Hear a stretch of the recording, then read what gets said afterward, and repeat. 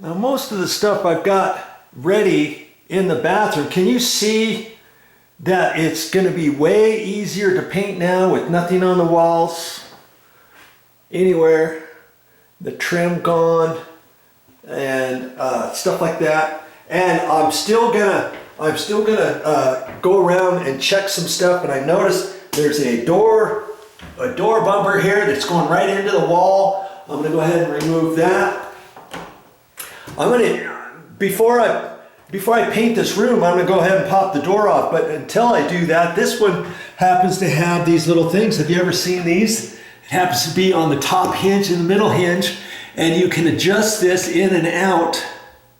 Okay, and then this rubber deal here hits the door, and then it prevents it from banging into the wall. Because I've seen right here where this knob is, it's been putting a mark there, and I can see a mark here and right there. I'm gonna have to put some caulking in there. But what she should have done was have a door bumper a little bit longer than that, and I would have stuck the door bumper on the actual door itself. And they have some door bumpers that are stronger than this, by the way.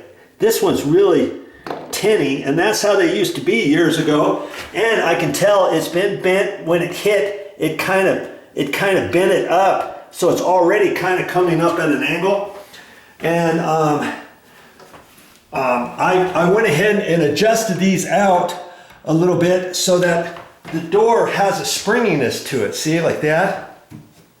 It's not even hitting because I went ahead and adjusted those. I wanted to do that so that I don't accidentally open the door or something and tag this into the wall or something. So I don't know exactly when I'm going to take that off. I wish I had an extra door bumper, but I don't. And what I would do is, because it's gold, I would get the gold one with the white head and I'd stick it on the door here. Okay? And the thing is, if I leave that there, it's going to be there forevermore, because if I take it, if they take it off later, then they're going to have to patch the hole and do some paint touch up to put the new one on the back side of that door. You see what I mean? And man, I just don't think I have a bumper. And even if I did, it's a silver one. But I could replace that later on down the road. Now another thing I could do for temporary, I could take that one out, and I could drill a little hole in the bottom of the door, stick that bumper over there, right?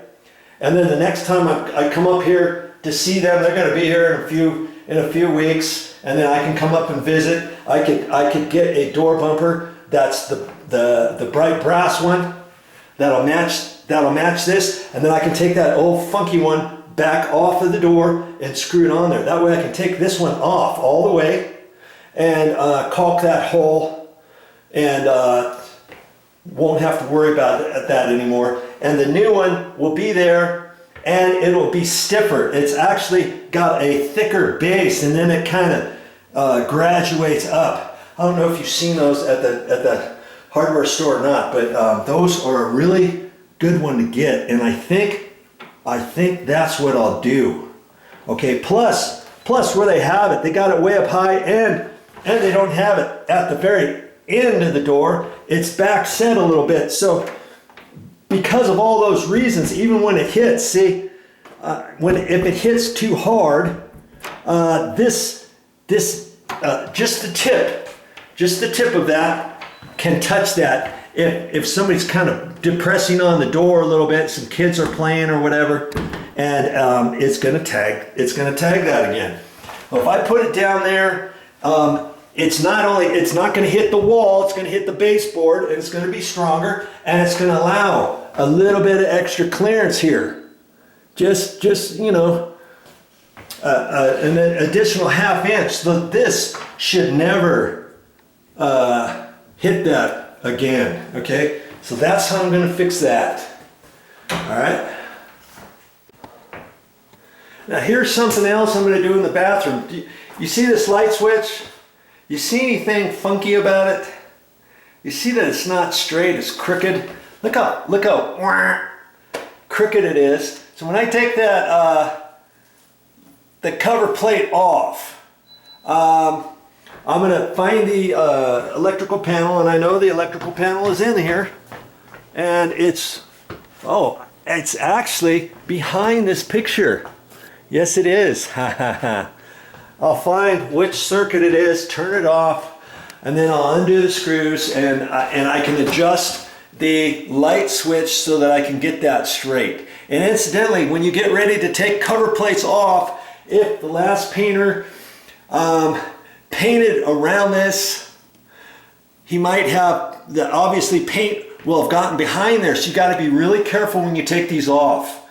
Okay, take a thin putty knife like I was showing you before, a nice flexible one, and then you just have to be careful and work it around. And when you start pulling it, don't just jerk it off, because if the paint is stuck over here, trust me, that paint has bonded on the drywall, and lots of times it'll actually rip the sheetrock paper, and it'll rip over here. So when you get ready to put the cover plate back on, you're gonna have a nice little tear over here. Like, oh yeah, there's another thing VideoJoe was telling me too.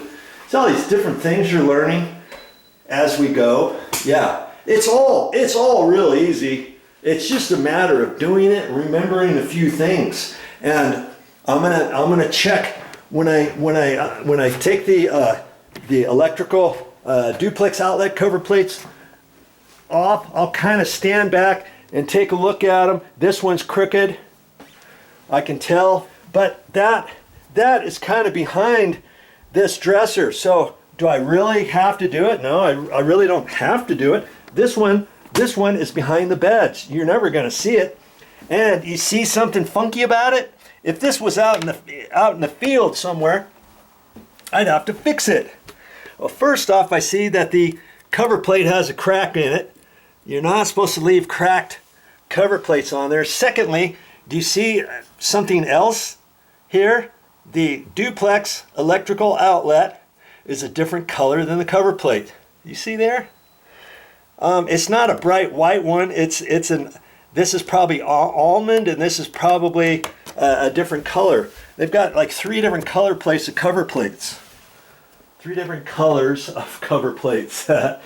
Okay, so I'm probably going to leave that one alone. I probably should actually take that cover plate off, put it somewhere that is more easily accessible, so that next time I'm around, I would bring a cover plate with me, and then I can replace it somewhere in an obscure area down below somewhere. Not, obviously not one by the door, not here, not that one, because that's behind the dresser. I would have to find one somewhere else, you know, somewhere like maybe underneath the table over here that I can reach next time, that's safe, that I know nobody's going to get to. Probably not this, because when I slide this back, it's going to be too close. It could be that one way over there, because it's going to be behind a light. And I could put the cracked cover plate there. There you go. I'll put the cracked cover plate right there. So when I take it off, I'll have to remember to put it over here.